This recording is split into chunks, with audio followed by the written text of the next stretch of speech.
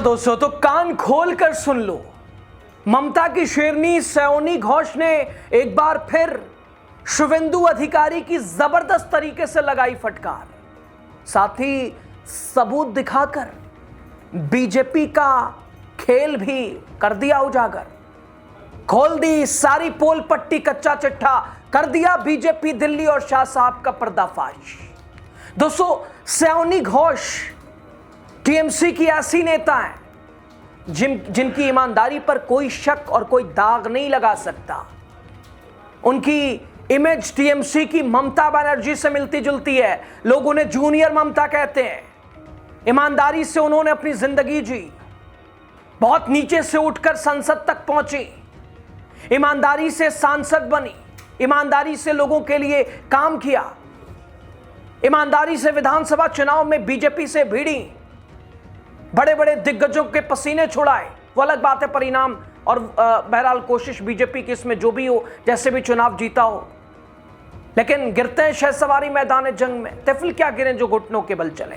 हार तो हार सही, अब आगे आगे देखिए होता है क्या। दोस्तों, आपने देखा था ना, बड़ी ईमानदारी से विधानसभा चुनाव में भी बीजेपी से सयानी भिड़ी और अब ईमानदारी से ही चुनाव के बाद भी भारतीय जनता पार्टी से दो दो हाथ के मूड में है। वैसे दोस्तों, जब से पश्चिम बंगाल में भारतीय जनता पार्टी सरकार अपनी बनाई है, सत्ता आई है बंगाल में, दिल्ली और बीजेपी का एक ही मकसद है फिलहाल कि किसी तरह टीएमसी के कैडर को तहस नहस कर दिया जाए, बर्बाद कर दिया जाए, कहीं का ना छोड़ा जाए।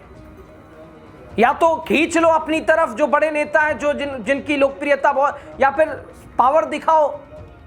जांच एजेंसी उपयोग दुरुपयोग तो सवाल, अभी राघव चड्ढा चली गया, आपने देखा, तो सयानी और अभिषेक। अब इसी कड़ी में बीजेपी के निशाने पर अभिषेक बनर्जी जैसे नेता और उनके साथ सयानी घोष, ये दो नाम चर्चा में। दोस्तों, इस विधानसभा चुनाव में सयानी घोष को दूसरी ममता के नाम से जाना पहचाना गया, पूरे देश ने देखा। तो आखिर अभिषेक और सयानी घोष को फंसाने के लिए बीजेपी क्या कर रही है, शुरू से आपको समझाने का प्रयास करते हैं। स्वागत है, लास्ट तक आप बने रहिए। द राजनीति का खास सेगमेंट देख रहे हैं, मैं हूं यासूब रजा। दोस्तों, सीधे खबर पे आते हैं। दरअसल बंगाल बीजेपी ने 43 ऐसी प्रॉपर्टीज की एक लिस्ट जारी की है जिनका कथित तौर पर टीएमसी सांसद अभिषेक बनर्जी से संबंध है। इनमें से कई प्रॉपर्टीज ऐसी बताई जा रही हैं जो उनके सहयोगियों और परिवार के सदस्य के साथ संयुक्त रूप से उनके नाम पर है, और सूत्रों के हिसाब से बंगाल की नई बीजेपी सरकार इन संपत्तियों के मालिकाना हक से जुड़े विवरणों की विस्तृत जांच करेगी। दोस्तों, वैसे यह घटना तब सामने आई जब टीएमसी के कंट्रोल वाली कोलकाता नगर निगम ने ममता बनर्जी के भतीजे से जुड़ी 17 प्रॉपर्टीज को लेकर नोटिस जारी किया। हालांकि तृणमूल कांग्रेस ने सूची को झूठा, अविश्वसनीय बताया, खारिज कर दिया, लेकिन जिस बात पर खास तौर पर सबका ध्यान गया वो है सयानी घोष और सयानी घोष से जुड़ी एक संयुक्त स्वामित्व वाली संपत्ति। सोशल मीडिया के कई यूजर्स ने यह अनुमान लगाया कि ये जादवपुर की सांसद सयानी घोष की हो सकती है। बोलने में कुछ है, हकीकत कुछ। बीजेपी की ओर से जारी दस्तावेज में एक संपत्ति ऐसी है जिसके मालिक संयुक्त रूप से अभिषेक बनर्जी नाम के शख्स और श्रीमती सयानी घोष नाम की महिला है। दोस्तों, लेकिन विधानसभा चुनाव के दौरान सुर्खियां बटोरने वाली सयानी घोष ने ऐसी किसी भी चर्चा को साफ खारिज कर दिया है। कहा है कि इस सयानी घोष से उनका कोई संबंध नहीं है। कौन कर रहा है ये, क्यों कर रहा है ये, चाहता क्या है, समझ क्या रखा है उसने, रुक जाएंगे, दब जाएंगे। टीएमसी सांसद ने कानूनी कार्रवाई की धमकी दी है। एक्स पर पोस्ट करते हुए लिखा, अभी कुछ फॉरवर्ड मैसेज देखे जिनमें लिखा था कि अभिषेक बनर्जी और सयानी घोष संयुक्त रूप से 19D7 टैक्स रोड कोलकाता में एक संपत्ति के मालिक हैं, और उसका नंबर भी लिखा था उन्होंने, लेकिन उनका कोई मोबाइल नंबर संपर्क के तौर पर नहीं दिया गया है। मैं ये नहीं कह सकती कि ये कौन है, लेकिन ये निश्चित रूप से वो सयानी घोष नहीं है जिन्होंने साधारण पृष्ठभूमि से शुरुआत की और राजनीति से आज तक कोई बड़ा मुनाफा नहीं कमाया। लोगों ने मुझे आशीर्वाद दिया है और मैं उनकी आभारी हूं। आगे सयानी घोष ने लिखा, मैं अपने मतदाताओं को बताना चाहती हूं कि मेरी संपत्ति मेरे चुनावी शपथ पत्र में घोषित है। कृपया रिकॉर्ड देखें। जो लोग बिना किसी सबूत के मुझे बदनाम करने की कोशिश कर रहे हैं, अभी रुक जाओ। कृपया जान लो मैं टस से मस नहीं होंगी, मैं इसे बर्दाश्त नहीं करूंगी। फर्जी खबर फैलाने के लिए कानूनी कार्रवाई की जाएगी। यह घोष डरने वाली नहीं है, चड्ढा समझे हो क्या? दोस्तों, ये विवाद दरअसल केएमसी द्वारा अभिषेक से जुड़े 17 पतों पर कथित तौर पर बिना मंजूरी के लिए किए गए निर्माण को लेकर नोटिस भेजे जाने के एक दिन बाद सामने आया। और इन पतों में हरीश मुखर्जी रोड पर स्थित शक्ति निकेतन भी शामिल है, जो उनका आवास भी है।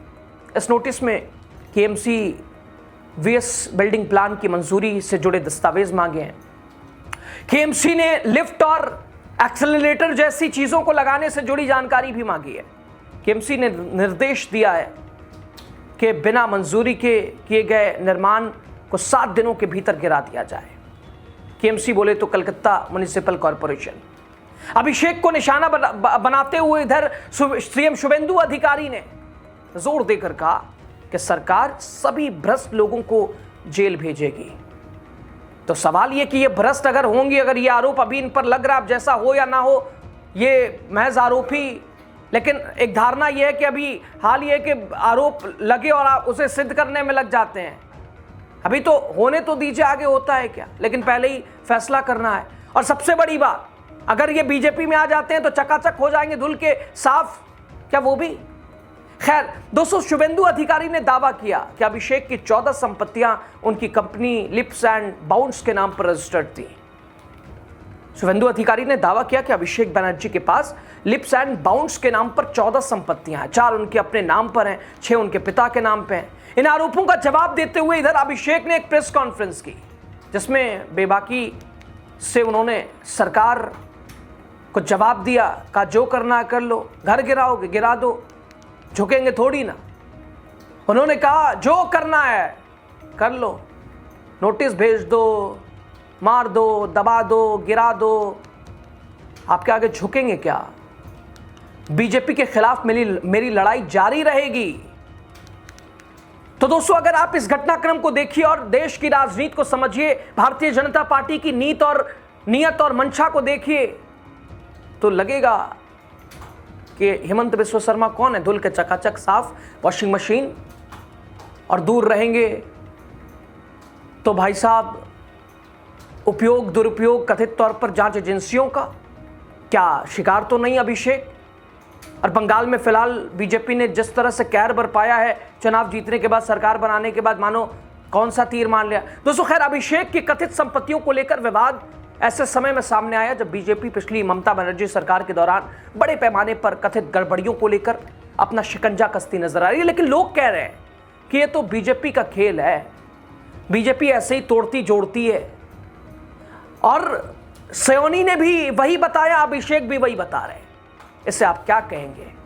आपकी राय ज़्यादा महत्वपूर्ण हो जाती है। खबर पे जो भी आप सोचते हो, आपको जो भी लगता हो, बताइएगा ज़रूर। बहुत शुक्रिया।